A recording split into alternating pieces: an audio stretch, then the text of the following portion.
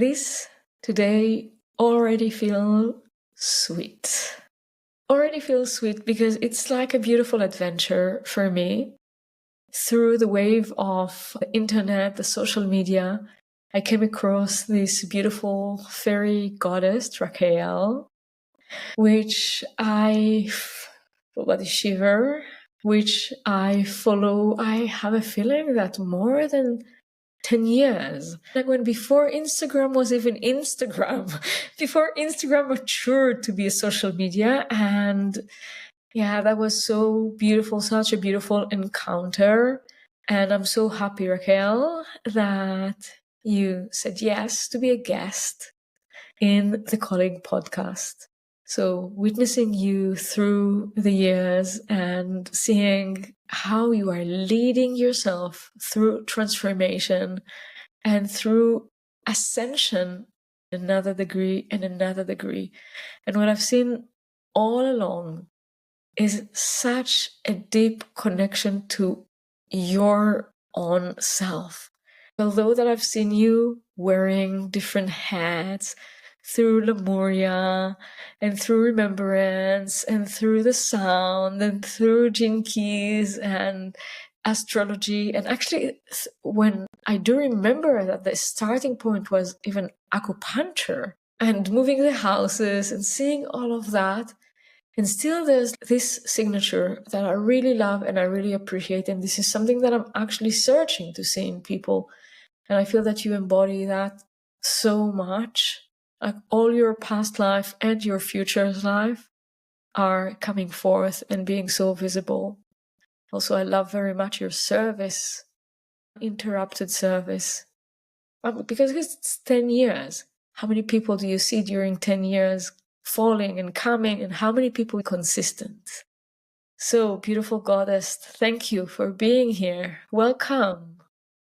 Oh my goodness, thank you so much for such a beautiful, heartfelt, thoughtful, warm welcome, full of recognition. And I'm just so honored that we've been connected and to have been witnessed by you for so many years and so many iterations and so many transformations, shape-shifting and all the different ways. And just thank you so much for seeing me, for inviting me here. And thank you so much to everyone who's listening, who's here receiving this transmission. We just hope that we don't have a plan. Whatever is coming through is going to be the most perfect permission slip for you. You know what comes to me really strong? That we are so concerned many times and we tell ourselves stories about how we are moving. Like this conversation by itself, it's like people are watching. People are watching. You have a feeling, you might have a feeling about who is in your world, who is being nourished by you, who is being transformed by your presence. And you might have no idea that there are people somewhere in the sphere that are really looking at you, inspired by you, watching you, following you, learning from you. You've always been there. What keeps you going through all the transformations? What do you feel that you have inside of you that allows you to tap and activate more and more aspects of your current life, the powers of your past life, the legacy for your future life? Such a powerful question. I love that. Thank you. What keeps me going? Gosh, I feel like that I definitely have always felt like I have a strong sense of service and dedication. It's been ever since I was, I don't know, when did I realize this? Like high school, college, where I really had this strong sense of purpose, even though I didn't always know what that purpose was. And I think what is something that I've been considering as I'm still in a new transformation in my public image and in my work and my offerings right in this moment is just reflecting back on all of the times in my life where I've done a lot of interpersonal work and really connecting, like, what is my purpose and things like that. And one thing that's been consistent. There's a lot about me that's inconsistent in the modern perspective of what consistency is. And that's appropriate. That's right and appropriate for me according to my design. But this idea of being a living example that a different way is possible.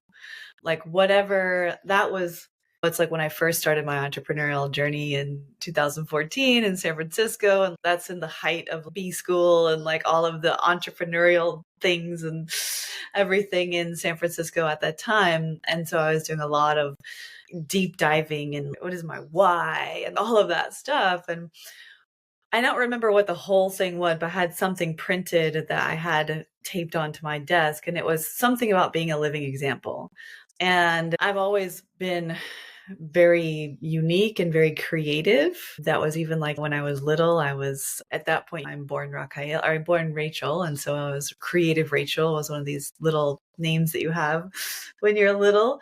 And so I was always embellishing everything with my own unique, like even I was on the swim team and I took glitter nail polish and painted the sides of my goggles with glitter. It was like everything had to be different that was mine, had to have my own little signature on there. And so I think as I've continued to sit in that evolution of that over the years, it's really authenticity and it's really self-love. At the core of it is that knowing that through loving myself and not confining myself to you have to look this way or you have to be this way or you have to act this way or you have to follow this marketing plan or whatever in order to be successful or in order to be accepted. It's really been through all of the different changes. They were each this different version of the holographic prismatic gem that we all are, that loving those different aspects of myself through all of their differences, not trying to be the same all the time. I have an undefined identity center. So what's human design speak for a moment is I have an undefined identity center. I'm a 5-2 profile, both which have projection field, and astrologically I have Neptune on my ascendant. So it's invisible, but this also like mirage and always appearing differently to different people. But it's really just been through self-love, about loving and always taking that invitation of the next transformation that I move into. How can I love that version of myself the most, but also how can I give that version of myself the most space to express itself fully, that it really feels nourished. It really feels that love from me and there's no hiding it. It's just always, and yes. Yeah, there's something interesting in your description because I can echo so much with this self-love, which is actually even a devotional love, right? But I also feel from you, both in your transmission now, the way that you express yourself, and from witnessing you, that this self-love is not about satisfaction. This self-love is very much anchored in a very big vision because you walked through fire. You were demanding towards yourself. You confronted some big things in your life. It's another type of self-love. It's not self-love that goes with pity or self-pity. And no, it's a tough self-love. It's a sweet and tough at the same time. Absolutely. I'm just loving like receiving the reflection of your mirror. I feel like you're seeing things about me that I know about myself that I don't often see. So just thank you for that. This is also the two line, no? This is the two line. Yes. Yeah, I think that there is absolutely that sense of ruthlessness. I feel I didn't ever have words for what, I guess the first words that I had for that was when I was mentoring with a shaman that I worked with, Erica Sandstead, and she was also an astrologer and a sound healer. And she looked at my chart and she could see that I have Mars square Pluto, which is a very can be violent aspect to have in one's chart. And I have Mars in my first house and Pluto in my 10th house. So it's a very visible public tension in my being. And she was like, you need to take Pluto as a spirit guide. And so that was really that not being afraid of fire and not being afraid of burning everything down. And so that was the first language that I had for that. But even in the more recent years, I read all of Carlos Castaneda's books of the teachings of Don Juan, the Yaqui Native American Indian who calls himself a sorcerer. I think we would call him a medicine man, but the word that he uses is sorcerer. And powerful teachings throughout all of that, all of those books. But one that really stood out for me, I have the book actually just right here. The book is called The Power of Silence. And in the book, he's talking about, Don Juan is talking about the importance for the sorcerer to have this sense of ruthlessness, because you have to get yourself to the place of no pity.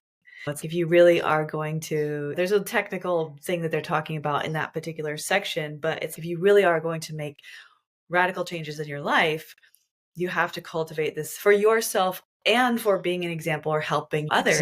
Exactly. Yeah, that you have to get yourself to that place where you have no pity and you have that ruthlessness where you can call in Pluto and be like, it's time to burn it all down, get the gasoline, like, here we go. Yes, yes. And I feel that this is really something that other people can recognize in a leader, Mm, that a leader, an entrepreneur as well. You need to know that there is a project or there is a relationship or there is a route that you started walking that although it might be fascinating, but it's not. It was until now. It is until that degree and not anymore. And I feel that people are searching that, especially in spiritual leadership. mm. Do you echo? Do you see that? Do you see when you're mentoring others where people are coming to learn with you? Do you see that this is a point of conversation? I do. I've definitely literally recommended that book and that teaching. That's why it's on my desk. But yeah, I think that in the spiritual community, there can tend to be a bit of a softness that is helpful, especially in the beginning. And of course, that's like softness in terms of rest and not pushing yourself. Like softness and slowness is absolutely essential in the entrepreneurial journey too, because it's not even a marathon, it's 40 marathons. But it really is something that has to, it's something that ruthlessness is something that has to be cultivated. And it's not something that's easy, because also in the entrepreneurial journey, these are your babies. This is your creations, your children that you're birthing out into the world. And at the same time, it's just, I make this example often of a friend of mine here on the island. They have a nursery. And so they're growing fruit trees and plants and stuff all the time. And there's this particular very unique rose that was brought over here, but then has now made its home here in Hawaii. And this is the Loke'elani rose. And it's this very small rose. It's the only rainforest rose, super fragrant. So it's like all of my friends have grown this bush. We all have this bush. It's Loke'elani. They were living on this property where they had planted Loke'elani, and it had grown into this really big, beautiful bush. And they were sitting outside having lunch, and it was full of blossoms, just like a shower of gorgeous magenta rose petals. And her husband is looking at that, and do you see how that Loke'elani is swaying in the wind? And she was like, yeah. And he was like, we have to stump it, because it got too top heavy with all of its blossoms. And so even though it was in this full bloom, this gorgeous showering of offerings, that the most healthy thing was actually to cut it in half, and so that it could grow stronger roots. And so I think just I have it. This is such a great conversation, because don't often make commentary on the spiritual entrepreneurial community. Thank you for this invitation. Super important conversation. It's so true. It's so true. It's so true. But I think that, how do I want to say this? There's this idea, right? When we're fed all of these ideas, they're like, oh, you're going to be a spiritual entrepreneur. You're going to make 6 figures in your first year and like all of this stuff. And there's this expectation of kind of get rich quick, or that you're going to have success fast. And that's also why a lot of people quit, was because they see all of this stuff on the internet that looks like quick success. They think that's going to happen for them. And then when it doesn't, they're like, I guess I'm just going to go get a job. And that's also right and appropriate at certain times for people. But I think that it's not even to consider your entrepreneurial journey as a career, but as a legacy. Yes. And it's not only a legacy that you're creating for other people. This is your own spiritual legacy, that it's like everything that at least for me, everything that I build and create was what was most alive for me at that point in my spiritual journey. And so thinking, just like for the rose, thinking of the long-term health of your legacy instead of stacking all that cash and enjoying that quick flush of money that can come, but looking at what's really authentic or not, and then having the courage to cut away what is not. I must admit that I'm quite amazed with the way that the nonchalant experience of, spiritual entrepreneurship is quick money. Yes, because there's so many places where it is really not experienced like that. So that is by itself a very inspiring conversation for me. Yeah. I feel that I moved myself into this space where I am so free and comfortable. And I'm still sometimes working through some issues, but I'm free and comfortable in my offerings. And in being a spiritual entrepreneur and in taking decision as a businesswoman, I needed to raise myself into these places. But there are so many people who are not allowing spirituality and business to merge together as one. It's like there is this business and this spirit, and those are two different things. So I either rather work in another place, or even if I do a spiritual service, then I do it with the old-fashioned way of selfless service, which means that I don't gain anything. Exactly. For those who are listening and are not watching the video, there was a face representing, how would I give words for that? Something between doubt into poor them. Why do they do that for themselves? But also it's like for every spiritual entrepreneur too, and I don't want to devalue anybody's, if they really feel like that selfless service is their path, and like by all means, but it really is. And perhaps this comes from how, when I first started being an acupuncturist, and it was like, no, you have to be, even though we're practicing something that's like alternative medicine. And at that point, this is 12, 13 years ago at this point, but it was much less commonly accepted than it is now. And so it was like, you need to take insurance, you need to wear a lab coat. You need to be very professional. It's like you have to juxtapose this very professional appearance because you're doing something that's alternative, in not only for your own self so that you're taken seriously, but for the profession as a whole. That's something that's important to move us all forward in that way. And so there's a rightness. Obviously, it's a spectrum where you have people who are thinking they're self-deprecating, or this is what I want. I want. There are definitely people who walk the path of bodhisattva, and like that is their dharma, is to be in selfless service. And then there are also people on the opposite side who are like, extreme capitalist and focusing on selling to the not self of everyone and making money off of that and flaunting all of it can get really distorted. But I think that there's a middle ground that's more You know why I'm smiling? So I know that I don't know if the listeners will really tap into what I want us to look at. Do you remember we had this conversation about 2027?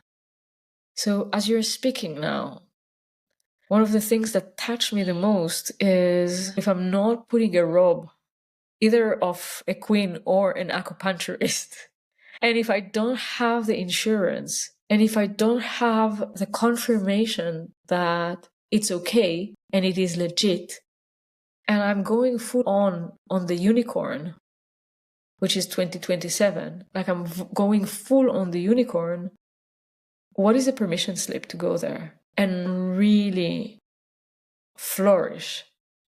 Energetically, it's clear that this is the only way, at least for me. It is the only true, it's the only way to really flourish. Go do it your style, do it the way that you would do it, like it's the only way. But how do you guide people there? What is your vision? I think that this is where human design comes in so powerfully. It's like from working with people, guiding them through astrological lens and just also past lives and all of that. For so many years, it's never have I found a more practical, like literal, like this is it just gives words to so many things that were theoretical or symbolic or mythical or archetypal in the astrological lens. It's you think you have a past life connection with someone, you look at the human design chart and it is either there or it's not. You can see it. And so that's why I love helping people to recognize, of course, their strategy and authority, but also the particular channels that they have. But even as we're speaking, like I have your chart in the background and I'm watching you living out different aspects of your gifts that are woven into your chart. And there's even different like words that I'll say that are also pulling on the strings of your channels to make you feel like you're able to share your gifts more in this conversation. And so I would say that's where I'm at now, is that, and that's why I feel like so obsessed with human design as its anchor point and astrology and gene keys as the supporting. I always feel like they're the wings and that human design is the body, which it really isn't. But it's that through that system that you can really see, and that's part of, you can really see someone's gifts. And that's also really part of where I'm at in my own transformation in my business and how I'm sharing now, is that I've really come to recognize through observing the same types of mechanics in other people, but to observe my own gifts, my own channels, my own circuitry, and to really see how that is of service more and more now, and how that wasn't really of service in the things that I was doing before.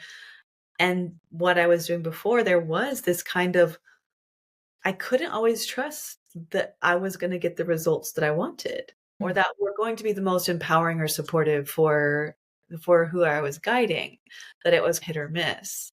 And I feel like with human design and the synthesis of that with astrology and the gene keys now, the results are more consistent. And so it's through supporting and empowering people to know who they are according to their, and live according to their design, make decisions according to their design. What would be your own interpretation about the differences between astrology and human design? And for the listeners, I'm going to take a moment to explain why I'm asking this question, because what I would love is that there will be indeed, for those who are listening, there will be indeed this openness into, yeah, you can alternate when it needs to be alternate. You can do it your way. You can go full on to whatever you like and you have support through archetypal systems, whether it is gene keys or human design or astrology. You have the support to have the reflection and to go with it.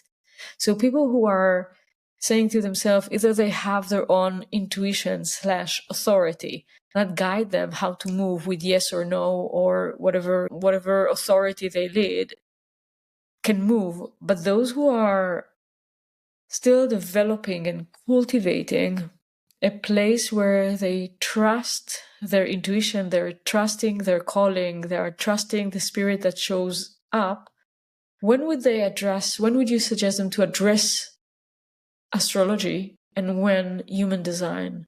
What would be the differences? I don't know if I can separate them. This is interesting.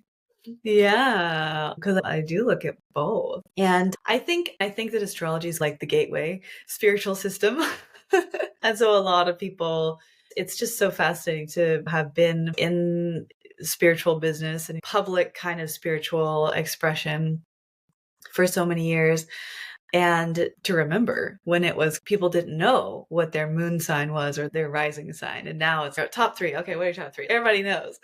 And now it's becoming more and more common to also, I was like, oh, well, what's your human design type? What's your profile in that way? And so I think astrology has it's a little bit more broader strokes. It's a little bit more accessible. It's something that we all, especially in Western culture, and I'm speaking more about the application of Western astrology for people raised in Western culture, that we've all kind of been washed in that mythological landscape subconsciously. I always make the example of the movie Wonder Woman, and that this very archetypal Grecian landscape that they paint there. And then the antagonist is actually called Aries and has very Aries representation. And even the book, I don't know if you remember that, Men Are From Mars, Women Are From Venus. Yes. Yeah. Reading that in 2022, trying to figure out 2002, trying to figure out my relationship. But it's this undercurrent. So I feel like when we speak to the archetypal energies from the mythological archetypal landscape of astrology, that's something that's more quickly resonant for people. And because for human design, of course, comes from astrology and also comes from the Chinese I Ching, the Kabbalah, like so many different systems woven together. But it really takes the mythological, archetypal, sometimes it's like even as an astrologer teaching astrology for so many years, it's when you have this particular planet in this house, it can manifest and express itself in so many, and it could be like this and this. And people are like, why are twins who have the same chart so different? It's like because someone with strong Pisces on their ascendant may be very spiritual and the other person may be a drug addict. And that's accurate astrologically for both. But human design really anchors it into the body, like in a very literal, real sense. So you have without getting too technical, right? It's like you have the astrological wheel on the outside of the body graph, which is not normally present in a lot of the apps, but that is part of it. It is there. And then you have all of the hexagrams of the Chinese I Ching, and then all the planets where they are in the different places in those signs, and then the more nuanced degrees of the anchor them into those hexagrams. And then those hexagrams correlate with different locations in the physical body. So I can touch we were talking about this channel earlier, that I can touch my third eye and say, this is the location of my design. So from my physical body, because you have your physical body, your unconscious self, and your personality, your conscious self in human design. So I can touch my third eye and say, this is the location of my design Mars and my design Uranus. And they're in the sign of Scorpio, and this is where they are. And then they're connected down to my throat, where I have my design moon in Taurus, and they're filling up this channel. And then they're defining the ajna, the third eye. They're defining the throat. It's the actual channel. That is what is having this conversation for me and for you as well, because we share that channel. And then there's different particular ways in which it's like a mechanical expression. It's this in the body, practical, mechanical, reliable way in which you can actually observe the energies, the astrological energies operating inside the physical body. And mind-blowing. It's so interesting. I'm not a professional, neither astrologist or human design practitioner. But for me, tapping into astrology, it's more like my relationship with the hologram, my relationship with life and life experiences. And when I'm tapping to human design, although it is very much based on how my aura is actually designed, I feel that it is about my relationship with myself. So when I want to know deeper about me and myself and how to activate things, I go to human design. And when I want to know something that is more about the big picture and how things are moving and where is it moving and so on, then I go to astrology. And I know that they are together in the chart. Like I know that this is astrology by itself, like nothing comes from nothing. Astrology by itself is coming from Egypt, but having Greek mythology. It's like how those both go together. So we keep on evolving and we keep on receiving tools as we are evolving, tools to support us and to guide us as we're navigating in life. It was super interesting to hear it from you because I can hear in your explanation that they're one for you. While for me, it's no, this is still not one thing. I still don't see it as one thing. Super interesting. Yeah. Yeah. I think even too, for me, I agree. When if I'm tapping into it's like I'm reading the room, right? Where it's what's the vibe? Like the moon's in Scorpio. Okay, people are going to be a little bit more in their feelings. Going to be a little bit more intense. Going to want to be like not so want to be on the surface. Like what is really going on here? Let's get down into the investigative piece of it and let's talk about the occult. So it's compared to when there's a different energy astrologically. So I do that where it's taking the temperature of the energy for the day. And then also so that's the first layer, but then it's also coming into my own body. And for me, my authority is my solar plexus, so my emotional system. And you can have, I feel like this always happens to me. Like it has often happened in the past. It's available to be different in the future. But that there can be the most beautiful, harmonic, like prosperous astrological. I'm looking at my calendar because actually in the beginning of July, Jupiter was sextile to my moon and it was trine my Jupiter. And it was like this really like abundant, prosperous opportunities. And I was like dead to the world on my moon time. Like, by Jupiter. My authority was like, we are not doing anything. And so it is taking the temperature astrologically and then tuning into my physical body and how do I relate to that from my physical lived experience. But then it's another layer too of being able to track, which is more advanced, and to hold all of this in your mind. I'm building to be there where I can also look at that Jupiter is sextile to my moon. And so my moon is in this gate and it's in this center. And then Jupiter is in that gate and in that center. And what's the conversation that's happening between them? So that's the one thing I love too, is that with all of these systems synthesizing together, that the road for discovery is never ending. Agree. Yeah. And I wonder also, because indeed for you, there's such a deep synthesis of that, including the gene keys and so on. And probably it's also part of your personality, because also acupuncture, it's like, how do you learn all those thousands points where you are supposed to move and activate? So this detailed mysticism is something that really is aligned with you. It's matching you. And for people who are more like me, or like a more way abstract, we can say, and too many details will not be something that I will move with. So then how do you suggest to people that are less in knowing all, this 64 I Ching and knowing all the details, how do you recommend to be inspired by and guided by the planets, by human design, and to harness the force of it? Yeah. It's like my answer to this is I can see where I would have answered it one way and now I'm going to answer it a different way. So I think first of all, you have to start where you are. That the first step starts one step in front of where you are standing right now.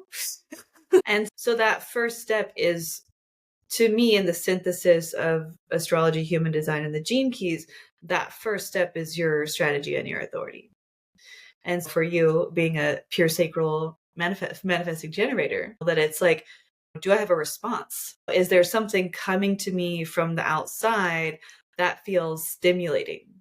And do I feel some kind of, feel like I want to move forward? I have something to respond to. Instead of doing what you've been conditioned to do, which is coming from that mental space of, oh, I think that I've heard that it would be a good idea if I made a course about helping people to improve their finances, or I don't even know. And it's like you want that, for that sacral response to feel like it's literally like giving you a little push from behind. Yeah, a And friend of mine, she's saying sacred on fire. yeah, I love that. Yeah, yeah. So that you feel, it actually reminds me of when I was with Brother Keone and we were long ago filming the Fern Walk that was part of the Lemurian school. And he was at the entrance to the forest. And he did a ceremony basically that was very simple, but just like asking for permission to enter. And he said, I'll always feel a little push in my tailbone, a little poof. That's his indication that the forest is, yes, you can go. And so I feel like that for the sacral response, that there is that similar, whether it feels like it's coming from the front or the back, but it's around your gut, that it's like, ooh, like I feel moved in that way, but it's not this mental, strategic kind of like Sense. yeah. Yeah, so actually what you're saying, the recommendation is if you're sacral, follow the sacral. If you are emotional authority, follow your authority. Yes. Yeah. First, that's really first and foremost. And then to look at the astrological weather or what may be there or not. But it's if that can be the only thing that you do is build a relationship with your authority, because for most sacral beings, their connection to their sacral response, it's atrophied. It's gone like skinny and limp. Starving. I have a starving sacral. Totally. Because the mind has been overriding the sacral response for so long that they're like that bush. They're a little top heavy, and so they're falling forward. But when you're supposed to be like, oof, moved forward from your root, from your gut, from your sacral. So yeah, I think that's the very, very most important thing. And that will get you very far. If you just, without having to know all of the intricacies of the hexagrams and the gene keys, the variables and all of the substructure and all of this other stuff, if you just follow your strategy and authority, your life will be way, way better, more easeful, more peaceful, more satisfying. You'll have more success. You'll find more surprise and delight in the world than you would if you were not following your strategy and authority. So that's your first step, is the one that's closest to you, because your authority is inside your body. So beautiful. Freedom. It really is. It really is. Because then if somebody expects, for me, it's like if somebody expects me to have a response, I'm like, I can't do that. I'm not designed to have a response. It's knowing who you are and who you're not gives you so much freedom. Yeah. That's like, for me, being an emotional being with an undefined spleen, I am not spontaneous. Not spontaneous.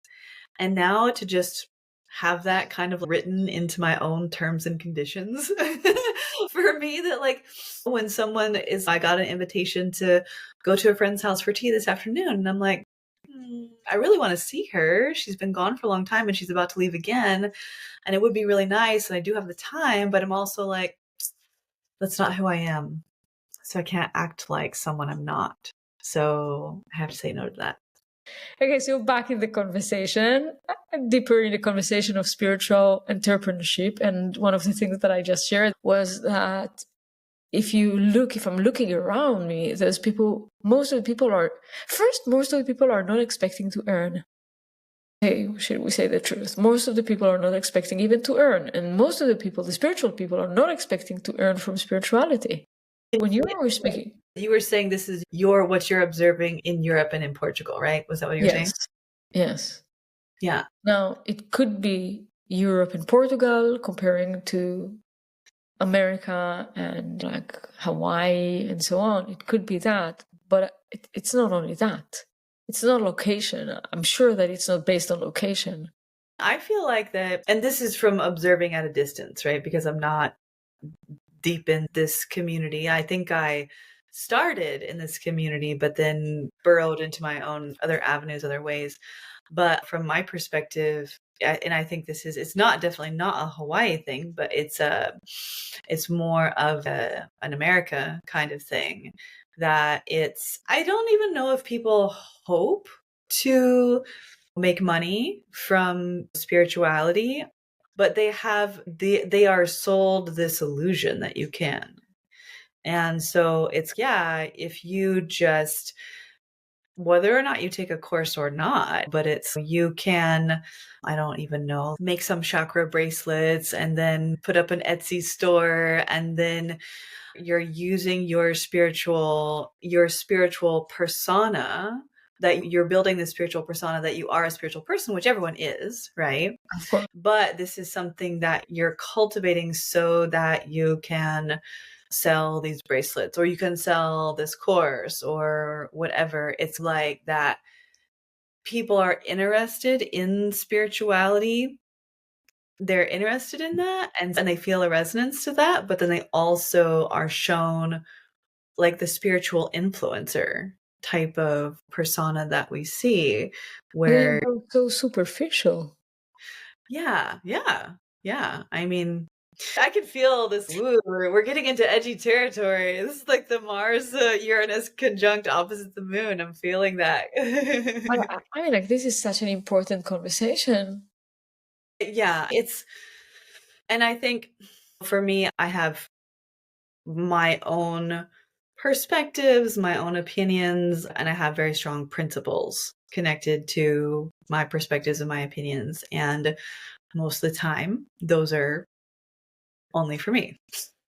Holy shit. They inviting the projector intentionally. Thank you. But and this is absolutely going to ruffle some feathers, and this is just my opinion and my principles for myself. For me, I have a principle that I don't engage in anything that's like multi-level marketing or direct sales or anything like that, because I just feel like there's too much energetic strings attached. Like, for example, like the Kangen water.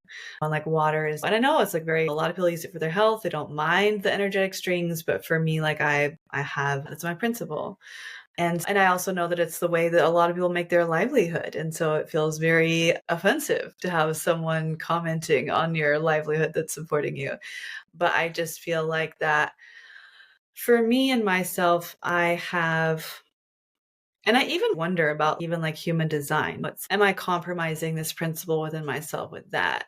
Because I've always felt I really didn't want to use anybody else's system or anybody else's product in order to create what I'm here to create, because I really felt like I didn't want to be influenced by the dogma of someone else, whether it's a product or a system or whatever. Even though that's like, so like, I've looked at like, wow, it's like, it's so wonderful and I adore Kundalini, right? It's like been such a staple in my life for so long. Yeah. But it's so easy to take the teachings of someone and then just share and to proliferate the teachings that someone else brought through that's not totally your own thing. And as I said, is to have this kind of like, am I doing that with human design? Because human design is this system that came through this person. But I also feel like there's this group contract from Atlantis to really help humans move through this time of wild transformation and mutation on our planet.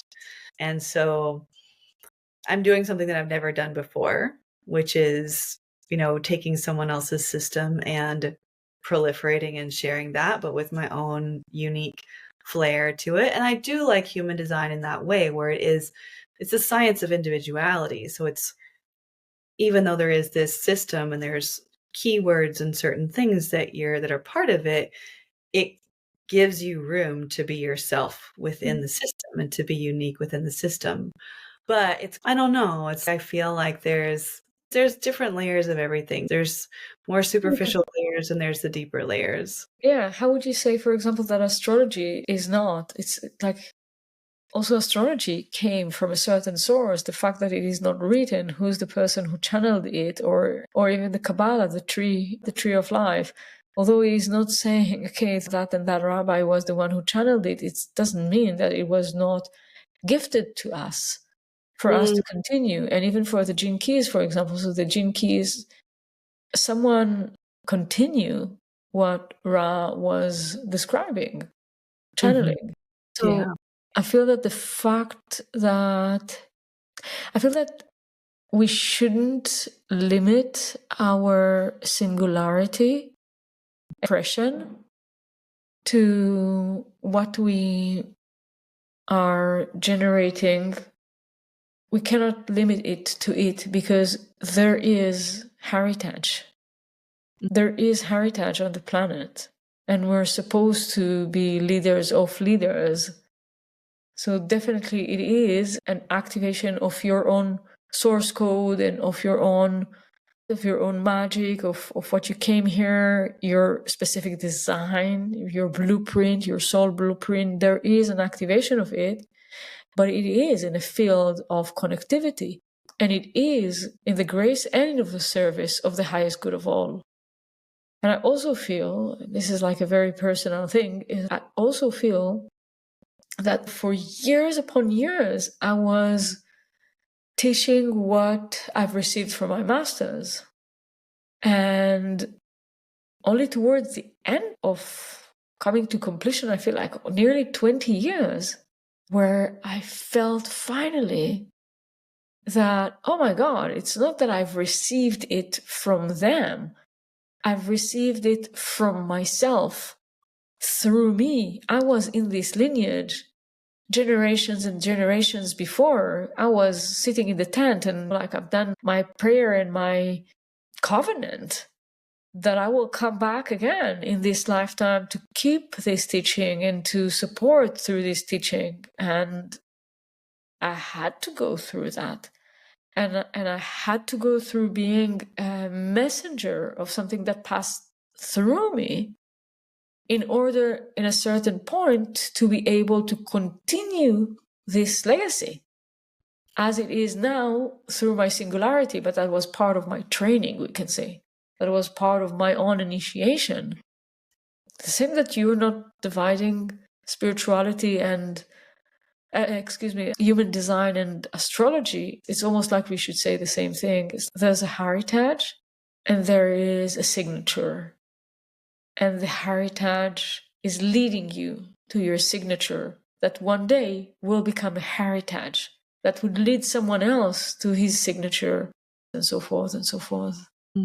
Such a beautiful way of putting that. Thank you. Thank you for saying yes to the conversation. Just what a pleasure and a joy. I feel like that you asked some really thought-provoking questions about things that I haven't spoken about on a podcast. Oh, this is so wonderful. No, beautiful. Yeah. I know that the people who are listening are advanced and ripe and can tap into this conversation and can feel in it. So I'm very happy that we tapped into that. Thank you so much for your presence and for your wisdom, for walking your path in such a beautiful way and inspiring way. Thank you. Thank you so much.